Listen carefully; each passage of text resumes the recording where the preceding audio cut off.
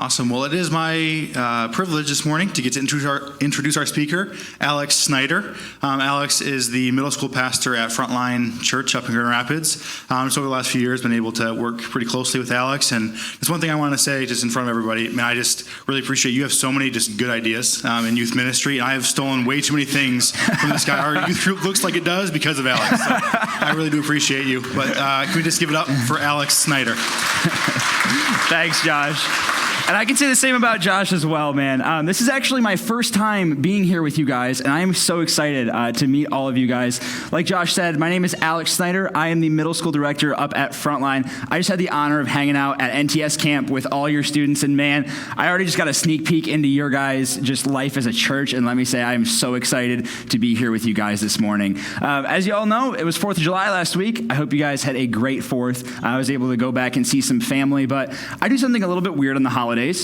Not many people I know have this tradition. I go out to the movies on a lot of holidays. And the reason for that is me and my friends, we loved going to the movies together. It was all through high school. We had a group of 4 of us that would always go whenever anything would come out. We had a movie theater 5 minutes from my house. We would all go together. We would all go see this movie. But now the only time we can do that is at the holidays because they live over in Detroit and I'm living over here. So every 4th of July, we go out and we see a different movie. But one thing that you may notice about movies is there's a common theme to them. And let me paint a picture for you. Say you've been really invested in a TV show. You're 3 seasons in. They've been tracking everybody down. They've been following these clues. And there's a villain at the end. So say they find this villain. They're tracking him down. And in the 4-episode finale, they go through a car chase. The guy gets away. They have to track him down again. And finally, they get him. They're driving down a highway. His car crashes. They get him. They pull him out. And they say, "You're under arrest." Best moment ever. 3 seasons of work, they finally pull him out of that car and go, "We got you, finally." And I mean, you know they're just going to build up to another villain next season, but they got him. They got him. They got him in that moment, and that's so nice. So good. That's some of my favorite things about movies is that moment. There's entire movie franchises built on that one moment. Almost every crime show. And I want to give you guys a few examples. We have the Avengers. Just think about the name for a second. That's kind of like, that's the whole thing. Their whole thing is that they avenge wrongs that have been done. That's like the whole thing. Look at the name. It's all in the name. Or you can think of things like the John Wick franchise. This is 4 entire movies that started because somebody killed this dude's dog. I'm not exaggerating. I'm dead serious. This guy, John Wick, goes on a rampage, killing hundreds of gangsters and mafia members because one of them killed his dog. I'm not exaggerating. If you're a pet owner in the room, maybe you can identify with that. A lot of us are kind of like, yeah, I mean, I would do that for my dog. And then you have things like Spider-Man 3. Maybe you've not seen this movie. Great movie. Classic movie. So this is a movie where the hero, I mean, it's Peter Parker. It's Spider-Man. Even if you aren't a Spider-Man fan, his whole thing, maybe you've even heard of this, he's the friendly neighborhood Spider-Man. He's this do-gooding guy. All he wants to do is help out his neighborhood, help out the people around him, but he gets so consumed by this whole hero thing, this whole idea of revenge, that he becomes the villain of the movie. All he's trying to do is hunt down a villain and avenge wrongs that were done, as we saw in those other movies. But he becomes so consumed by this idea of getting that villain that at the end of the day, you're not really sure who the villain is anymore. Is the villain the guy he's hunting, or is it him? Now, maybe you're not a movie person like me, but maybe you are, and you know these really well. If you don't, you can still get that kind of theme. That moment where someone gets what they deserve, best moment ever. You've been watching somebody run around, run people over, do whatever they want for so long, and that finally moment, it's like, ha, justice got back to him. Sometimes, I hate to say this, but I work with middle schoolers, and that happens a lot with them. They're like, that's a stupid decision. And you sit and you wait and you watch, and then you watch them get hurt, and you're like, did you learn anything? If you're a parent in the room, I'm sure you can identify with that, just letting your kids go, all right, come back when it doesn't work out. But that moment where somebody finally gets it, where it clicks, is so good. But if we love that moment so much, why does Jesus say this in Matthew 5, verse 7?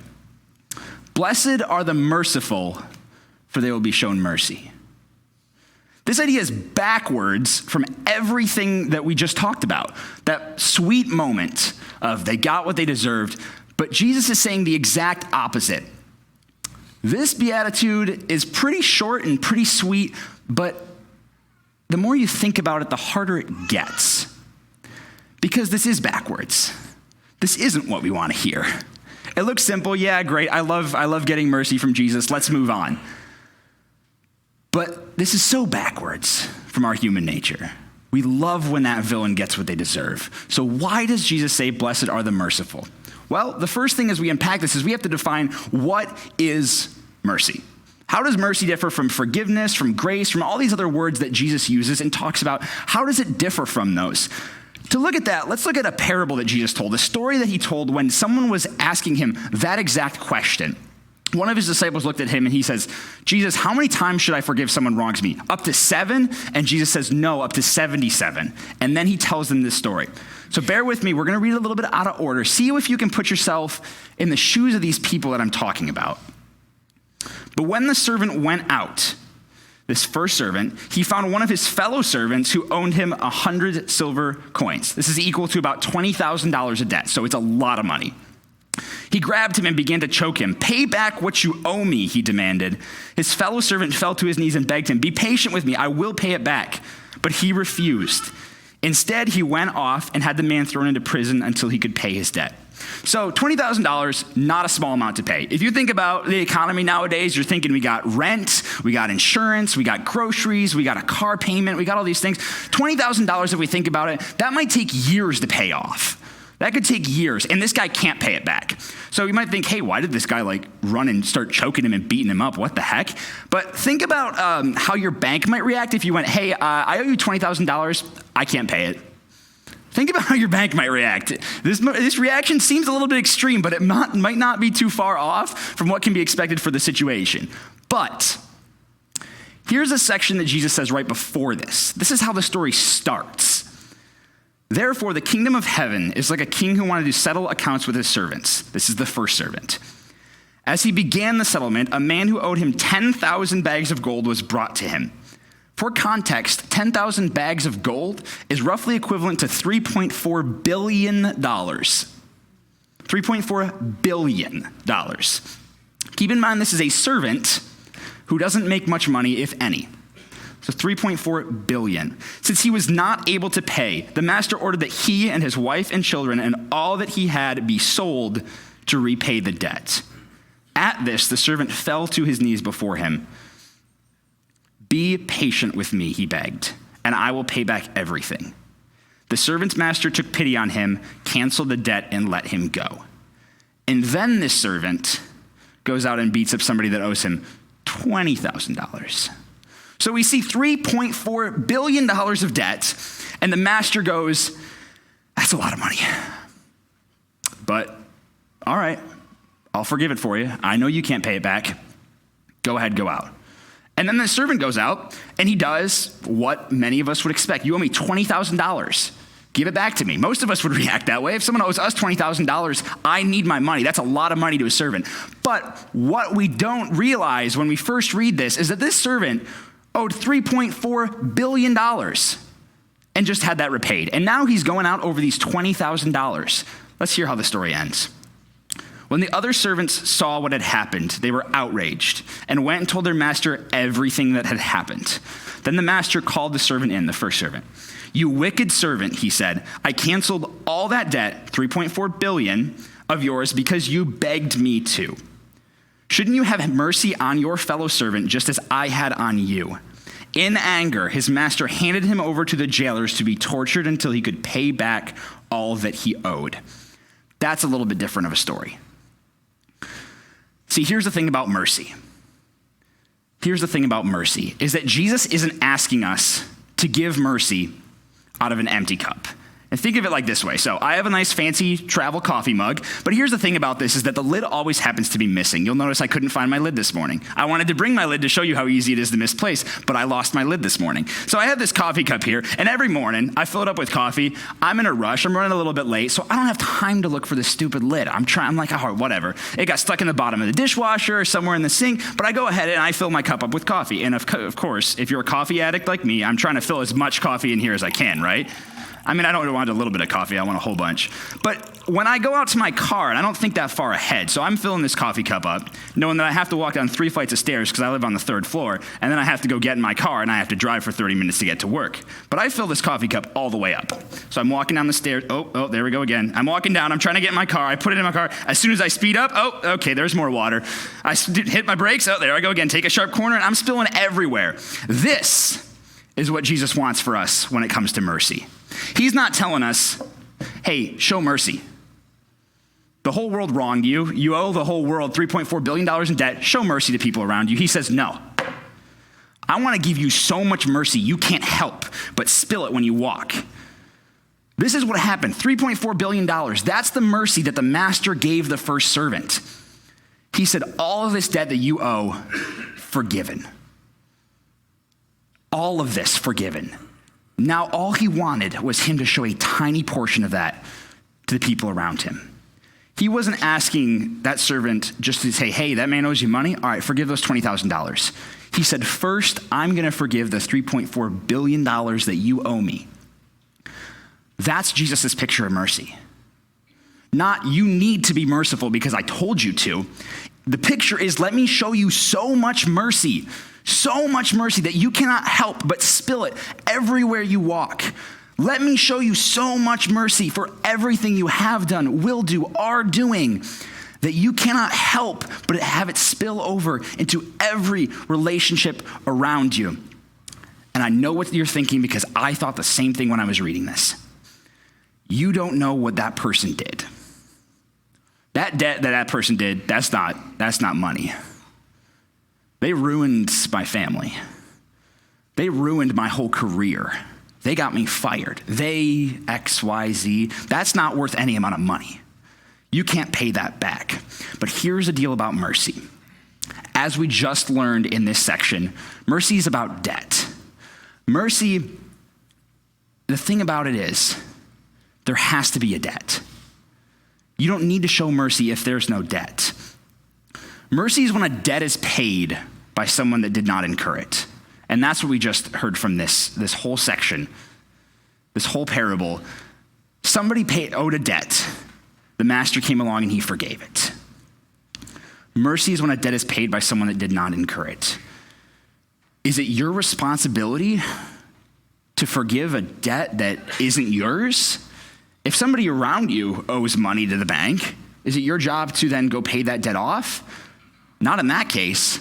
But this is what Jesus is saying. And again, it's backwards. That's their debt. They have to pay it. Just like the Avengers, like John Wick, like Spider-Man, that's their debt. They have to pay it. That's the whole movie. Is them making somebody pay their debt. It's all that it's about. But mercy isn't necessary if there's no debt. You can't have that definition. Somebody has to do wrong. Somebody has to hurt you. Somebody has to mess your life up for mercy to be needed. So when Jesus says, blessed are the merciful, he's not saying, blessed are the people that had a perfect life and had nobody do any wrong to them. He said, blessed are the people that have had horrible things done to them, to people that they love, and showed mercy. And that's hard to hear.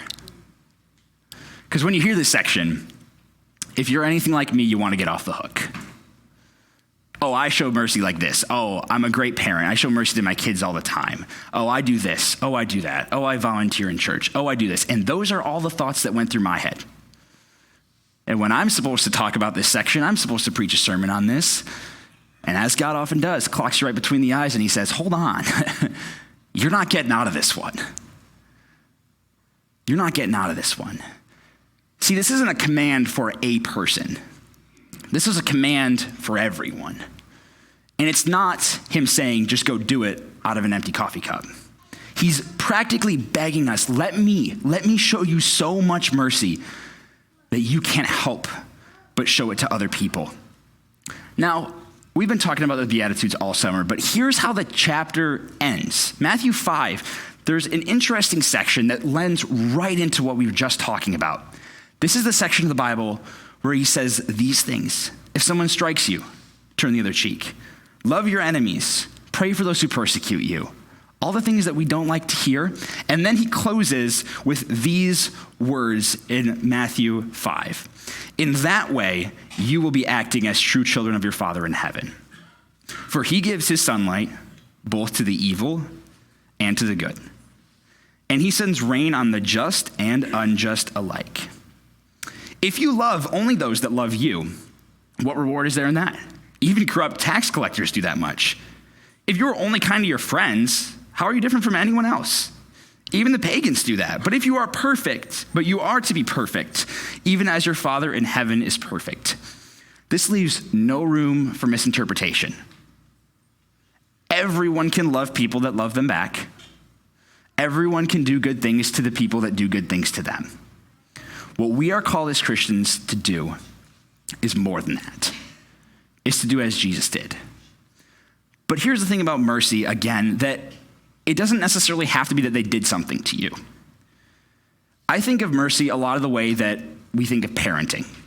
You're constantly, as a parent, covering for the stupid stuff that your kid did. Maybe you have to go talk to somebody else's parents. You got to go talk to a principal. You got to talk because they did something, and now you are going to pay their debt for them, because that's the definition of mercy. So maybe that person didn't harm you. Maybe somebody in your life did something to a friend of yours. Does that mean that we're still called to show mercy? That debt's not ours. That debt's theirs. That debt's not even the person that hurt us. We might not even know that person. Are we still called to show mercy? Jesus' answer is always. You're right, it's not your debt. You're called to pay the debts of others because Jesus did that. He says right here, you are to be perfect even as your Father in heaven is perfect. Can we be perfect? No. No, we're humans. We're going to mess up. Our goal is to just show what Jesus did. What did Jesus do? Well, he did a lot of things, but in my life, I can tell you, Jesus has done quite a bit. And again, you could be sitting there and you could be thinking to yourself, you don't know what that person did. No, I don't. I don't know what the person did, what they said, what happened in your life. But I do know what Jesus has done in my life. When I was about 12 years old, to keep the story brief, I had an older brother who basically sat down and he says, you guys are the reason everything's wrong in my life. Everything you guys raised me to be, everything you guys did, it's your fault that my life is messed up. It's your fault that I'm feeling these things, that I'm doing these things. It's your fault that I'm taking drugs. It's your fault that I'm in the hospital. It's your fault that I'm getting arrested. And I was 12. And he was 14. For the next 3 years of my life, this cycle repeated over and over again. I would hear them yelling at 3 a.m. There were death threats thrown around, physical violence, police that got involved. And towards the middle of it, he got arrested for attempted assault. And then when he got to court, my parents said that they weren't pressing charges. And that made me furious. Because for 3 years of my life, I would hear them yelling in the middle of the night. I heard from some of my friends the things that he was saying about our family, and those made me furious. And before I knew it, I was telling myself that he was the reason everything was wrong in my life. That sound familiar? He was the reason that I was having trouble focusing in school because I was up late at night. He was the reason that my friendships were falling apart because, he was driving them away because he was saying all these things about my family. He was the reason that all this crap was happening. It was his fault. He was the thing that was wrong in my life. And one day I realized something. Now, I've been a Christian my whole life. And if you're anything like me, you've heard this a million times. Jesus wants to show you mercy. He wants to show you grace. He wants to forgive your sins. And we love hearing this message. It makes us feel great. Your sins are forgiven is one of the best phrases you can hear. You are forgiven. The things you've done have been wiped clean. All the things that you've done that you could never repay, that debt that you have that you could never repay, Jesus is there to pay that back. Greatest feeling ever. Jesus died for those things, everything in my life. The stupid things, the small things, the smallest things, like the time I was lying to my parents or when they shoplifted a pack of gum when I was 12. Jesus died for that. He also died for the things as big as the years of my life that I spent running from what he wanted for my life. For the time I was sitting in the woods and I screamed, I hate you, why did you do this to me? He died for those. And that's amazing. That is so amazing. But what I refused to acknowledge was what he had also done for my brother. He died for him, the things he did, the things that he said to my family, things that he did, got him in prison, the drugs he took, the people he hurt. Jesus died for that too. And if you're anything like me, that sucks to hear. Because I don't want good to come to the people that hurt me, if I'm being honest. We want that sort of Avengers moment, that John Wick moment, that TV show moment, the villain getting what they deserve. We want to see that person that hurt us gets what they deserve. But that's not what Jesus wants. So, no, I don't know what Jesus did to you, I do know what Jesus did for you. I don't know what that person in your life did to you, but I know what Jesus did for them. He died for him. I don't like to hear that. You probably don't either. But we're called to show mercy in a way that doesn't make sense, in a way that we don't like to hear. We don't like to show mercy, if we're being honest. I don't like to show mercy, but it's what Jesus did. So, Jesus died for that person in your life. So what? He died for the people that nailed him to the cross, not just the people that were following him. He didn't just die for the disciples. He died for the soldiers that physically killed him. He died for them. He died for the judge that sentenced him to death. He died for the very person that betrayed him, turned him over, and at the end of the day was the one responsible for getting him nailed to the cross, Judas. Jesus died for Judas. That's what we don't like to hear. We love to hear when it's all about us, when about Jesus coming along and forgiving our sins, repaying our debt, our $3.4 billion. We love when Jesus repays our $3.4 billion, comes along, pays that debt. What we don't love is when we have to forgive 20,000. But again, Jesus isn't asking us to go show mercy. Those people that hurt you, show mercy. He's going, show mercy. And as you're showing mercy, it's not like, oh, I spilled, there's less mercy. He's going, show mercy, show mercy, show mercy. Your coffee cup's full, keep showing mercy. Keep showing mercy. I know you have enough, keep showing mercy. And when we think that we don't have mercy left, that we can't repay those $20,000, Jesus is still, here, have some more mercy. Spill it again. Spilling all over the floor here. That's what Jesus wants with mercy. He's not telling you, empty cup, go show mercy. He's begging us, let me give you so much mercy that you can't comprehend it. So we're called at the end of Matthew 5 to be perfect as our Father in heaven is perfect. We can't ever get there. We can strive towards it.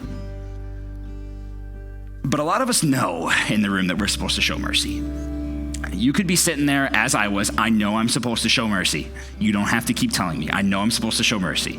I know the Bible. I know the words of Jesus. I don't know how to show mercy. That's where I'm at. I knew I was supposed to show mercy to my brother for the things that he did. I knew I was supposed to have perspective. And eventually, I did. After a decade of hating him and allowing the things that he did to rule over my life. I came to a realization eventually. I got that perspective of he felt alone. Nobody accepted him for who he was. Nobody saw him. Nobody understood the issues that he had. He was adopted when he was 4. I liked to ignore that and pretend that everybody in his family loved him, not realizing that his biological parents put him up for adoption because they couldn't take care of him. I didn't consider that. But here's the thing, another thing about mercy. The more you get into mercy, the more things seem to come back around to bite you. The thing about mercy is that you're not forgiving, you're saying you are forgiving, you're not saying what they did was okay. You're not saying that the things that they did to you, to your family, to your friends, you're not saying that there was no debt. That's the common misconception. You're not saying there's no debt, because there's a debt. They did wrong. No matter the circumstances, they did horrible things. You're not saying there's no debt. You're trying to come alongside and help fill that debt. Jesus isn't saying you didn't do anything wrong when he forgives you. He's not saying, no, there's no debt, we're cool. He's saying there's a huge debt. Let me forgive it. We love that for us. We don't love it for other people. So what do we have to do to move towards that? Well, the first thing, you can't give mercy out of an empty cup. So the first step is you got to understand the mercy that Jesus gave you. How has Jesus showed you mercy? That's the first step. And that's what I learned. I was trying to show mercy to my brother when I realized I was like, look, I kind of came around a little bit. I knew I had to forgive him. I knew that he did the things he did for a reason. They weren't good things. They weren't okay things, but I knew that I needed to show a little bit of mercy. But I was trying to do it out of myself. And it took me 5 years of trying and failing to show mercy, to understand that Jesus showed him mercy and Jesus showed me mercy first. You're not showing mercy out of the $20,000 out of your pocket. You're showing mercy out of the $3.4 billion that Jesus forgave for you. That's what you're showing mercy out of. So the first step for showing mercy is always, how has he shown mercy to you? Let him fill your cup up before you try to fill up someone else's. And the second step is given to us very clearly in Matthew 5. Pray for those who persecute you. That's a great step. You don't even have to be in the same room as this person. Maybe they did something to you and you don't want anything to do with them. I get that. I'm not condemning you for that. Healing takes time. I know. I didn't want to be in the same room as my brother for over a decade. I started with this. I prayed for him. And that is so hard. You might not be in the same room as them, but praying for somebody that hurt you is one of the hardest things that you can do. And I learned that the hard way. Because that's what all you're doing is you're saying, you're opening up. You're allowing a little bit of that mercy to trickle over. How can you pray for those that have wronged you? Maybe not just wronged you, because the debt doesn't have to be to you. The debt can be to somebody else. But how can you pray for those that have wronged you? And again, you're not saying what they did was right. You're not forgiving someone's abuse, someone's crimes, someone's pettiness towards you that destroyed your life. You're not saying that was okay. You're not saying what they did was okay. You're saying, let me show a little bit of mercy. Let me show you a little bit of what God has given me. Jesus didn't die to make your sin okay. You're not supposed to make the things the other person did okay. Jesus died to make your sins forgiven. You are supposed to make those other things forgiven. Let's follow Jesus' example. Let's show a little bit of mercy.